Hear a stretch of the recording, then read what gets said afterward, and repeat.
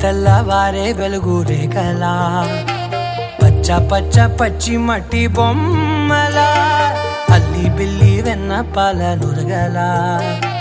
అచ్చ తెలుగు ఇంటి పూల కొమ్మలా దేవదేవుడే పంపగా ఇలా దేవతే మా ఇంట అడుగే పెట్టెనంట బ్రహ్మ కళ్ళలో కాంతులే మా అమ్మలా మా కోసం మళ్ళీ లాలి పాడేనంట